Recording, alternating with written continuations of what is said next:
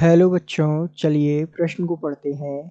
PCl5 का वाष्प घनत्व 104.16 है, परंतु 230 डिग्री सेल्सियस पर गर्म करने पर इसका वाष्प घनत्व घटकर 62 रह जाता है। इस तापमान पर PCl5 के वियोजन का प्रतिशत है।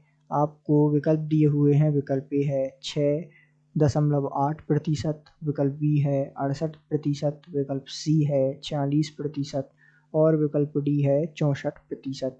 तो आइए बच्चों, मुख्य अवधारणा को समझते हुए हम इस प्रश्न को हल करते हैं तथा विस्तार पूर्वक इस प्रश्न के संदर्भ में चर्चा करते हुए और कुछ विशेष जानकारियों को ग्रहण करते हुए हम इस प्रश्न के सही विकल्प तक पहुंचते हैं। तो यहाँ पर सबसे पहले, जैसा कि हमें पता है कि जो वाष्प घनत्व दिया हुआ है, हमें प्रारंभिक वाष्प घनत्व दिया हुआ है जिसे हम BPI के नाम से जानते हैं। ये PCl5 का ये दिया हुआ है 104.16।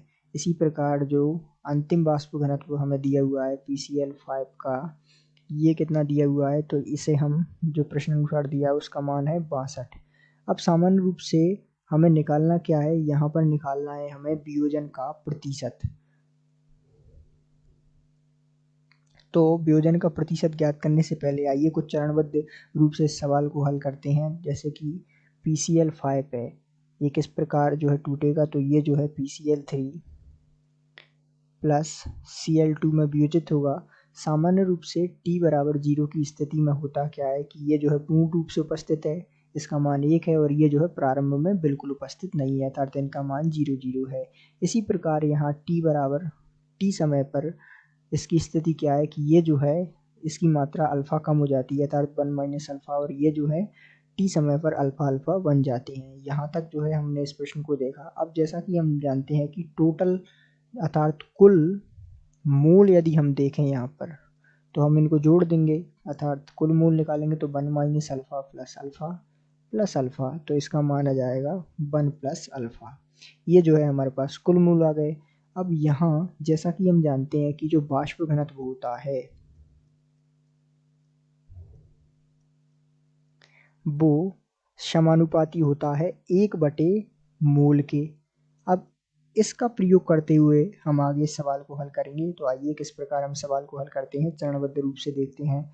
तो अर्थात जो वाष्प घनत्व हमने देखा PI, प्रारंभिक वाष्प घनत्व हो जाएगा PCl5 का, और ये जो हो जाएगा अंतिम वाष्प घनत्व जिसे हमने नाम दिया PF। तो ये जो है, अब ये क्या होता है, मूल के व्युत्क्रमानुपाती होता है। तो यहाँ पर जो मूल होंगे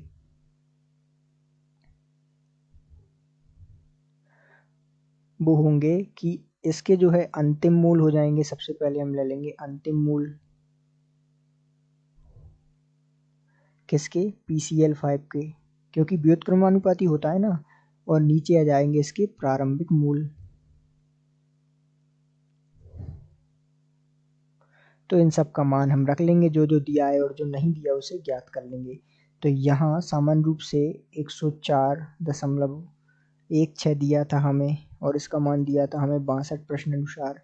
अंतिम मूल हमने निकाला 1 प्लस अल्फा जोड़कर कुल मूल की समीकरण में, और प्रारंभिक t बराबर 0 पर हमारे पास था 1 मूल। अब यहाँ से हमने अल्फा का मान निकाला, तो हमारे पास अल्फा का मान आ गया 0.68।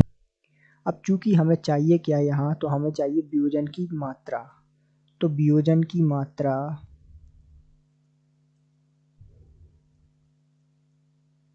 अर्थात अल्फा जो कि हमें दिया हुआ है 0.68, यदि हम प्रतिशत में निकालें तो अल्फा प्रतिशत में इसका मान आ जाएगा 68%। तो ये जो है वियोजन की मात्रा हमारे पास आ गई 68%। तो आइए अब हम विकल्प को चुनते हैं कि जो PCl5 की वियोजन की प्रतिशत है वो हमारे पास कितनी आ गई है, वो हमारे पास आ गई है 68, अर्थात 68%। तो इस प्रकार हम कह सकते हैं कि दिए गए प्रश्न का सही उत्तर विकल्प बी है। आशा करते हैं आपको समझ आया होगा। धन्यवाद।